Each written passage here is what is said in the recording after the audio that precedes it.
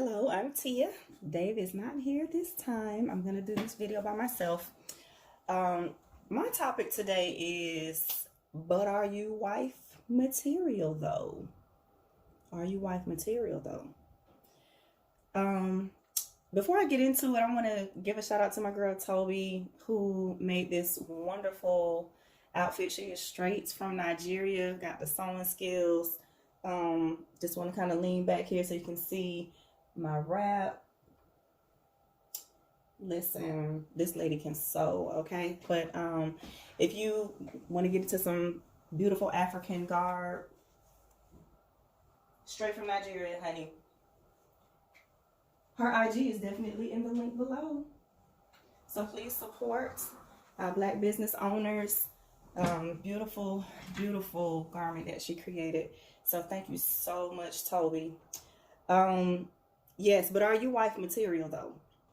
This was a video I had to do by myself. I couldn't do it with my husband. This is a direct speak to the women and the women only, because a lot of women want to be married.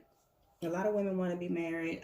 It seems like there's a scarcity of men available out in our society. However, the question is it really a scarcity of men, or is it a scarcity of wife material women? So this is something that we just really got to get real with ourselves, ladies, at this time, because a lot of women want a husband, but are you ready to be a wife? And so I'm going to go over some different points about what that means. Again, I've been married for 14 years. It'll be 15 next year in April. And there's some key points that the Lord had me to go over so that I can go over with you all. I numbered this one 0, okay? We got 4 key points, but this one is 0. It's actually 5 and all, but I titled this one 0 because the very first thing is, do you have a relationship with God? That's number 1. If you don't have a relationship with God and you're trying to be somebody's wife, it's not going to work well. And the reason why is because God is the initiator of the marital institution. He is the one who created marriage, and he knows best as far as marriage is concerned.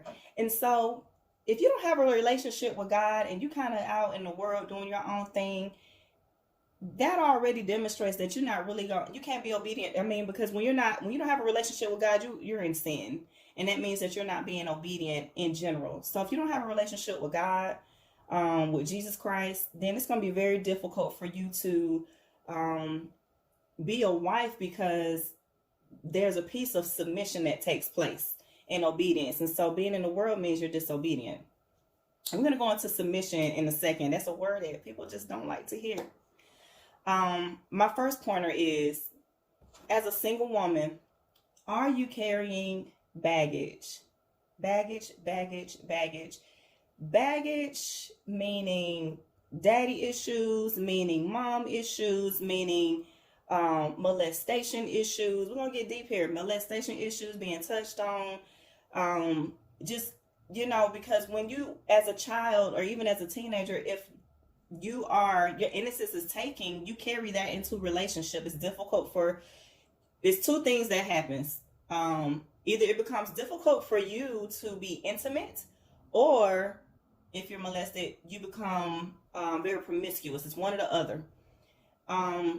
And so those are some things that you got to deal with. Not even just mommy and daddy issues. Do you have anger issues? Are you self-righteous? Do you have, are you selfish? All types of things that you may be dealing with baggage-wise. How about rejection? Or how about hurt from another relationship? Let's just get straight into it. Hurt from another relationship. Well, a lot of women, some guy hurt you in the past, especially that dude that you thought you two were going to get married. And unfortunately, it didn't happen. He cheated on you. And so you go into this next relationship with distrust. You're thinking the guy that you're dating now is going to do the same thing that the last guy did. And it's just toxic. It's just toxic because all of the things that have happened to you in the past, you're bringing it to the forefront. You got to get rid of your baggage. You need to self-heal in order to get into a marriage.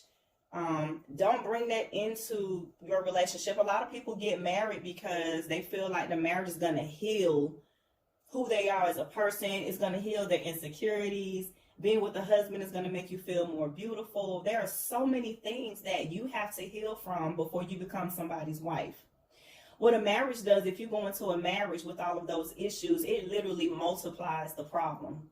It doesn't assuage it. It doesn't heal it. It doesn't do anything. It just makes matters worse. And so you're going into a marriage with a Band-Aid on. You need to rip that Band-Aid off, put some of that ointment, get that thing, especially if it's a deep wound, sewn up, whether if that is needing to go see a psychologist, a therapist, a counselor, or you need to go back to that person who harmed you and ask them tell them that you have forgiven them. Or if there's somebody that you have harmed, you need to forgive them. There's a lot of things that you need to wash and purify. Spend some self-time. This is the reason why you need to have a relationship with God, because in that relationship with the Lord, He is the ultimate healer. Yes, you can take the necessary steps to see counselors, but you have to be healed. Number 2, are you going somewhere in life? Or are you just sitting around waiting to catch a millionaire and somebody that's going to pay your bills? Like, what are you doing with your life? What kind of goals do you have set? What kind of aspirations do you have? What are you doing to bring yourself higher, to a higher level? Because the question is this, and I'm hearing a lot of men say, what do women have to bring to the table? Like, you can't just go into a marriage thinking that it's just on the man and it's his job to do everything, to take care of everything, while you just kind of sit back, sipping pina coladas all day. What is it that you bring into the marriage? And it's not even necessarily talking about career-wise, personality-wise. Because a lot of women, especially in today's society, and I'm coming down your street, I'm sorry, but it's a hot box night, open box night, if you know what I mean, for a lot of women. They feel that the box, you know what I'm talking about, is their prized possession. And a lot of men can detect the wife material from the box material. The box material typically just has a box and that's it. The box only is able to give just that. But what else of value do you have to bring to the table? Because if you don't have anything else to bring to the table but just your box, then that's not going to sustain the marriage either. So you got to sit back and think about the ways that you need to begin to self-develop, career-wise, yes, but personality-wise. How can you change a man? Because truly, if a man is going to marry a woman who brings something to him that helps him to become even more so of a man than what he is. A real woman, a wife material woman, helps to change the man to become a better him. If you're not doing that, and it should be vice versa, he should be bettering you as well. If the two of you are trying to meet, and y'all are not bettering one another, and it's the same playing field, just nice and flat plateau, then y'all not meant to be together. And you know so because you've been doing it for years on end, waiting. So ensure that you have, you're doing somewhere with your life, and that you have plans, and you have plans of building yourself physically, career-wise, as well as spiritually. But that's number 0. Do you have a relationship with God? That's number 1. All right? That should be priority number 1 on the list. Number 3. Are you willing to yield? Because once you get married, things change. Are you willing to yield to him and let him take the lead? Are you willing to yield to the man, to your husband, and let him take the lead? Are you willing to be submissive as God created for the woman to be? And I'm going to get silent on that. There's a lot of things wrong about submission. The word submission is a negative term for today's living. Very negative. You shouldn't be. Because the word submission is not you becoming someone's servant. The word submission is not you being bossed around and being told what to do. It's allowing your husband to take his rightful place because Adam was created first. A lot of women want the man to lead. They want a strong man. But you want to be strong too. You can't have two super strong folk. And it's okay, ladies, to have strength, but you're strong as a woman. Because God created male and female, he created them. He created Adam first, and out of Adam to live, he took the woman. And when God created a woman, Adam saw what God created, and Adam liked what he saw. And so the Bible says in Ephesians verse 5, chapter 22, it says, wives, submit to your own husbands as the Lord. So, if you have a problem with submission, then you have a problem with submitting to God as well, submitting to your husband. If you have if you have a problem with submitting to your husband, then you have a problem with submitting to God. It says it right here. Submit to your husbands as you do to the Lord. When you're in obedience, you submit to God, right? It's what God tells you to do. You try to go after his ways and his statutes. But with your husband, you need to submit to him as well. And that does not mean that husbands will become controlling, aggressive, bossy, because a woman is and at the end of the day, she's your sister in Christ. And so you allow a man to take the lead because that's what God has allowed men to do. God first. The question is, are you willing to do it God's way? We live in a very, very selfish society.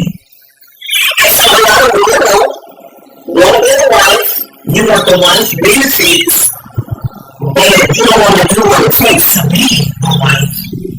And you can't have both ways. Those are requirements. Being a wife is an honorable thing, honestly. It's a duty and a job. It's something that you have to really yield yourself to. When you yield yourself to something, you say yes to it. And when you say yes to it, your actions follow up in it. Not just in your actions, but also in your words. The way you carry yourself, the way you manage and run your household. You should also, you also include prayer over your husband. You also include prayer over your home and over your family.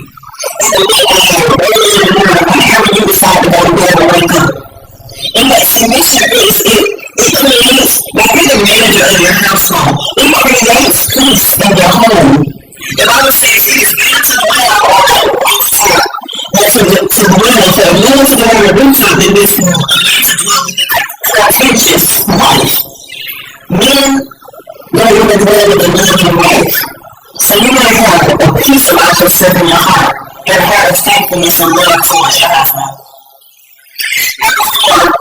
And lastly, are you willing to go out and do out in your single lifestyle and your single habits?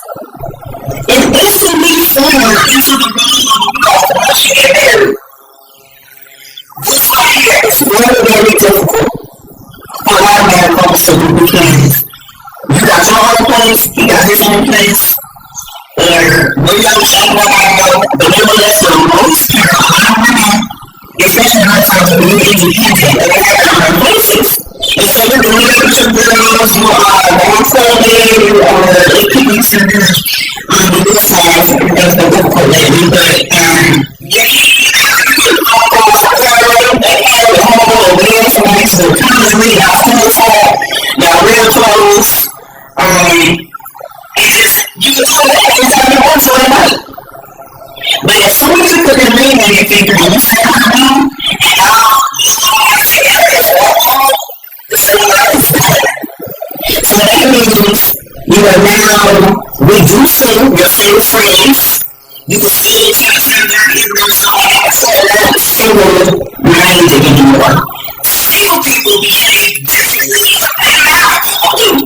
Because if you can't behave on the spiritual while you're married, you will end up with adultery.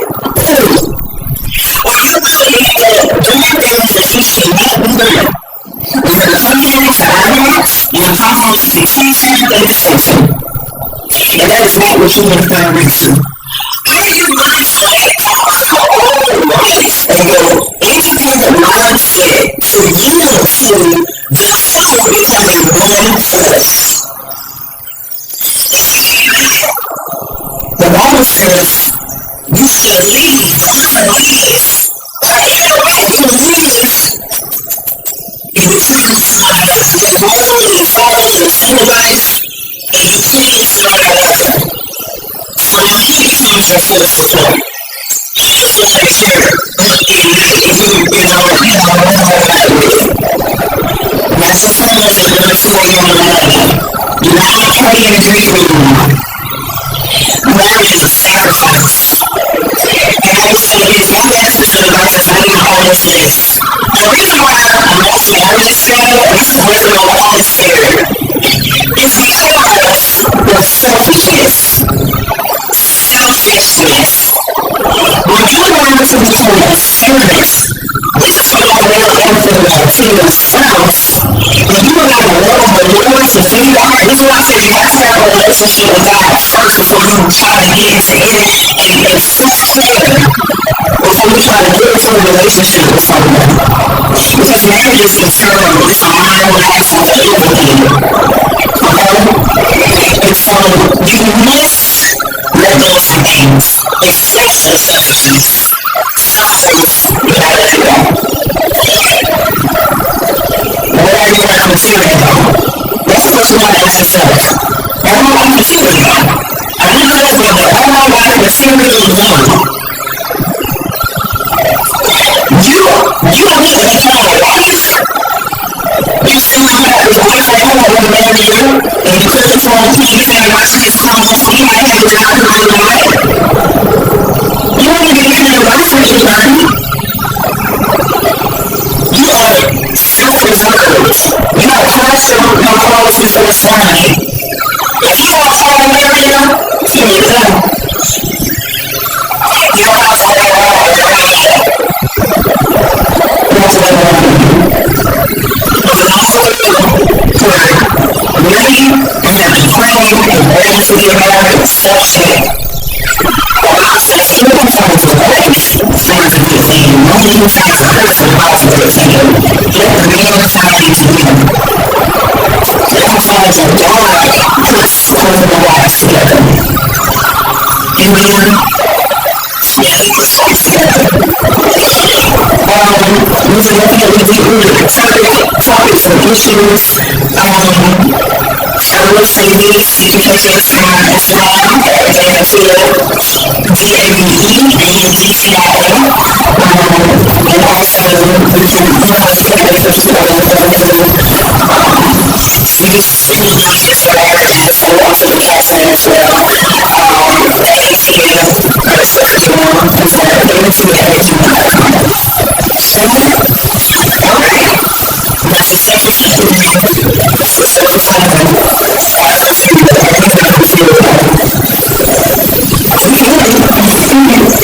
change the process. Alright.